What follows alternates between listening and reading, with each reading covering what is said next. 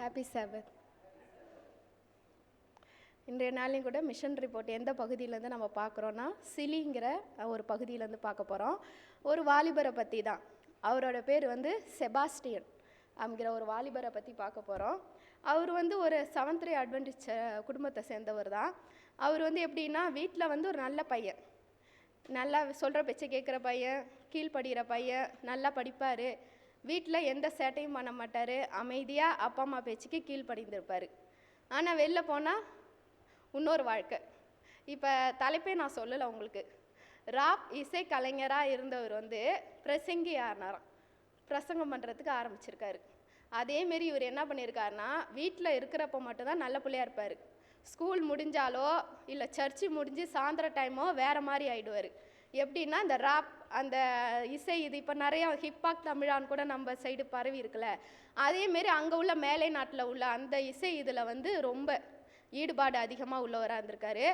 சர்ச்சுக்கு வருவார், சர்ச்சு நிகழ்ச்சி எல்லாமே செய்வார், எல்லாத்துக்கும் தலைமை தாங்குவார், எல்லாத்துலேயும் பர்ஃபெக்டாக இருப்பார் சர்ச்சில். ஆனால் ஸ்கூல் முடிஞ்சாலும் எங்கே இருப்பார்? அந்த இசைக்குழுவோட தான் இருப்பார். அங்கே நிகழ்ச்சியில் போய் பங்கேற்கிறது, பாட்டு பாடுறது, அங்கே உள்ள நிகழ்ச்சியோடு கலந்துக்கிறது. அதுமாதிரி சர்ச்சுக்கு எல்லா வேலையும் பார்த்துட்டு சாயந்தரம் ஆனோடனே எங்கே போயிடுவாருன்னா கிளம்பி போயிடுவார். ஆனால் இந்த விஷயம் யாருக்கு தெரியாதுன்னா அவங்க அப்பா அம்மாவுக்கு தெரியவே தெரியாதான். அவங்க அப்பா அம்மாவுக்கு தெரியாமே ரகசியமாகவே 2 வாழ்க்கையை வாழ்ந்துட்டுருக்காரு. ஒன்று ஆவிக்குரிய காரியமாட்ட வாழ்க்கையும் வாழ்ந்திருக்காரு, ஒன்று உலகத்தோடையும் சேர்ந்து வாழ்ந்திருக்காரு. இது 2வா கண்டினியூவாக இப்படியே போயிட்டே இருந்திருக்கு.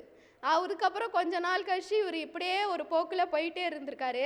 இது எப்படி அவருக்கு இன்ட்ரெஸ்ட் வந்துச்சுன்னா, அவர் பள்ளியிலையும் சரி அவங்க ஃப்ரெண்ட்ஸுங்க தான் இருப்பாங்கள்ல, அவங்க அவங்களுக்கு என்ன பண்ணியிருக்காங்க, இதை கற்றுக் கொடுத்துருக்காங்க.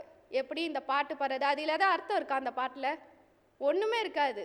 நம்ம இப்போ நார்மலாக உள்ள சாங்கில் அர்த்தம் இருக்கிறது கூட அதில் எதுவுமே இருக்காது. அவங்க வாய்க்கு வந்த வார்த்தையை போட்டு அதுக்கு ஒரு மியூசிக்கை போட்டு இது பண்ணுவாங்க, அவ்வளோதான். அது அந்த பையனுக்கு ரொம்ப பிடிச்சிருந்துருக்கு. அதில் போய் அதிகமாக ஆர்வமும் காட்ட ஆரம்பிச்சிருக்கான். ஆர்வம் காட்டி அதில் ரொம்ப இன்வால்வாக ஒரு விஷயத்தை நம்ம எப்போதுமே ஆர்வமாக செஞ்சால் அதில் எப்படி இருப்போம்? அதில் ரொம்ப பர்ஃபெக்டாக செய்வோம்ல, அதேமாரி அங்கே உள்ள பிள்ளைங்களோட இவன் ரொம்ப பர்ஃபெக்டாக செய்ய ஆரம்பிச்சிருக்கான். அதனால் அவன் ஃப்ரெண்ட்ஸுங்க கூட என்ன பண்ணுறதில்ல, அவனை விட்றதில்ல. வா திரும்ப திரும்ப நம்ம செய்யலாம் டெய்லி அவனை கம்பல் பண்ணி அவனை வர விடாத அளவுக்கு அவனை அப்படியே அந்த உலகத்தோடையே கொண்டு போயிருக்காங்க. ஆனால் அவங்க அப்பா அம்மா அப்படியே ஆப்போசிட். அவங்க எப்படின்னா சிலிங்கிற அந்த பகுதியிலேயே ஊழியத்துக்காகவே தன்னை ஒப்பு கொடுத்துருக்காங்க. அவங்க என்ன பண்ணுவாங்க, ஒவ்வொரு இடத்துலையும் போய் என்ன பண்ணுறாங்கன்னா ஊழியத்துக்காகவே ஒரு ஸ்கூல்லையும் போய் கிளாஸ் எடுக்கிறது, பிள்ளைங்களுக்கு டீச் பண்ணுறது, இதேமாரி காரியத்தை அவங்க அப்பா அம்மா செஞ்சுருக்காங்க. பிள்ளை என்ன காரியம் பண்ணுது? உலகத்தில் உள்ளவங்களாம் சந்தோஷப்படுத்துது. அப்பா அம்மா தேவனுக்குரியவங்க வழிய பிள்ளைகளை வழி நடத்தி வந்துட்டுருக்காங்க. ஆனால் இது என்ன ஒரு இதுனா கஷ்டம்னா அவங்க அப்பா அம்மாவுக்கு தெரியாமல் 4 வருஷம் இதேமாரி நடந்துட்டு இருந்திருக்கு. அதேமாரி இந்த பையன் என்ன பண்ணுவான், போய் விளாட்றது, அதாவது என்ன பண்ண ப்ளே பண்ணுறது, இந்த பூங்காவில் போய் இந்த 20 வயசு, இவனுக்கு அப்போ ஒரு 14 வயசு தான், சின்ன பையன்தான். ஆனால் இந்த பையன் என்ன பண்ணால் 20 வயசு உள்ள அண்ணன்களோட சேர்ந்துக்கிட்டு என்ன பண்ணுறது, இந்த பாட்டு பாடுறது எல்லாம் இந்த எல்லா வேலையும் பண்ணிகிட்டு இருந்திருக்கான். அப்போ தான் ஒரு நாள் ஓய்வு நாள் மதியம் என்ன நடந்திருக்கு, இதேமாரியே சர்ச்சு முடிஞ்சு வீட்டுக்கு போயிருக்காரு. போனோடனே அங்கே என்ன ஒரு இது நடக்குதுன்னா, சாத்தானுக்கு ஆதரவாக ஒரு பாட்டு பாடணுங்கிற மாதிரி இவனுக்கு ஒரு டாபிக் வந்திருக்கு. அதை இவன் பிடிச்சி போய் அதையும் செஞ்சுருக்கான். செஞ்சு அதில் என்ன பண்ணியிருக்கான், வெற்றி அடைஞ்சிருக்கான். அந்த வெற்றி அவனுக்கு ரொம்ப பிடிச்சிருக்கு. இதை நம்ம தொடர்ந்து செய்யலாமே அப்படின்னு சொல்லிட்டு அந்த வழியில் இன்னும் ஈடுபாடு அதிகமாக போய் அப்படியே பண்ணிட்டு இருந்திருக்கான். ஏன்னா இவனுக்கு வர வர வயசு ஆவ போர் அடிச்சிருச்சு, சர்ச்சுக்கு வரதே போர் அடிச்சிருச்சு. ஏன்னா அம்மா அப்பா கூப்பிட்றாங்க, சர்ச்சுக்கு போகிறோம், அவ்வளோதான்.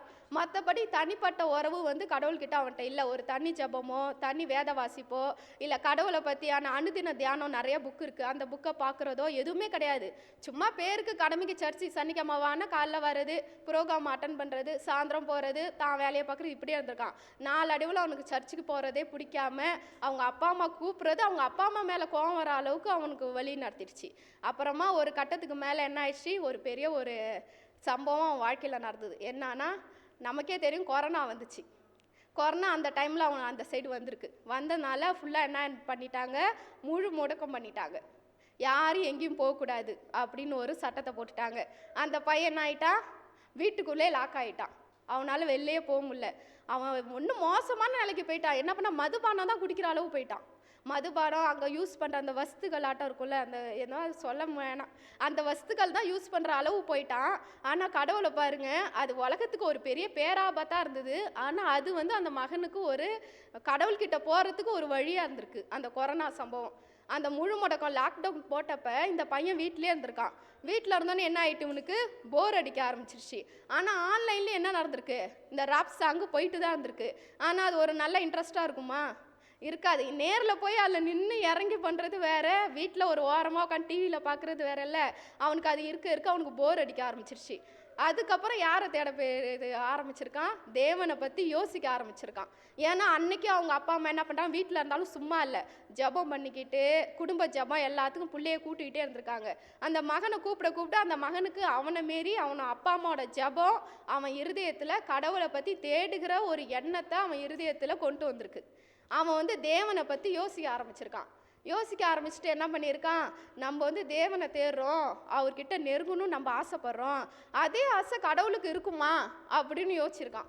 நான் அதேமாரி என்கிட்ட வரணும்னு அவர் ஆசைப்படுறாரா, அதுக்கு நான் வந்து அவருக்கு என்ன பண்ண போகிறேன், ஒரு இது வைக்க போகிறேன், ட்விஸ்ட் வைக்க போகிறேன். என்ன பண்ணணும்னா, நான் இன்னைக்கு நல்லா தூங்கிடுவேன், காலைல என்னை வந்து சீக்கிரம் எழுப்பணும். ஏன்னா அவன் நைட்டு நல்லா தூங்கினானா காலைல ஏந்திரிக்கவும் மாட்டானான், நல்லா தூங்கிடுவான் நான் காலை டைமில்.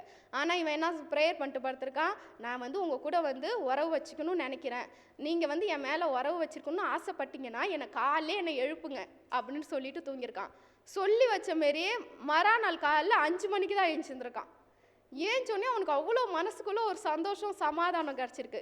அதுக்கப்புறம் அவன் பைபிள் எடுத்து புத்தகத்தை எடுத்து வாசிக்க ஆரம்பிக்கிறான். அவன் இருதயத்தில் ஒரு வார்த்தை திரும்ப திரும்ப வருதான், நான் உயிரோடு இருக்கிறேன், உன் கூட உறவு வச்சுக்க விரும்புகிறேன் அப்படிங்கிற வார்த்தை வந்து அவன் இருதயத்தில் வந்து உணர்த்திக்கிட்டே இருந்திருக்கு. அப்போ தான் அவன் வந்து தேவன் நம்மளோடு இருக்கிறாரு, நம்ம கூட உறவு வச்சுக்க அவர் ஆசைப்படுறாரு அப்படிங்கிறத அந்த மகன் புரிஞ்சுக்கிட்டு, அதுக்கப்புறம் டெய்லி அனுதின தியான புத்தகம் படிக்கிறது, ஜெபம் பண்ணுறது, தேவனை தேடுறதுன்னு அதிக நேரம் செலவிட்டுருக்கான். இப்போ நம்ம தேவனை தேடணும், தேவன் நம்மக்கிட்ட பேசணுன்னா நம்ம நேரம் அதிகமாக எதுக்கு செலவிடணும்னா, நிறையா ஜெபம் பண்ணணுமா, இதுலேருந்து கற்றுக்கிட்டது நான், அதிகமாக ஜெபம் பண்ணுமா, அதிகமாக கடவுள் சம்மந்தமான புத்தகத்தை படித்து நேரம் அதிகமாக அவருக்கு செலவிடணுமா. அப்படி பண்ணோன்னா தேவன் நம்மோடு பேசுவாரா, நல்ல ஆழ்ந்த சிந்தனையோடு நம்ம கூட உறவாடுவாருங்கிறாங்க.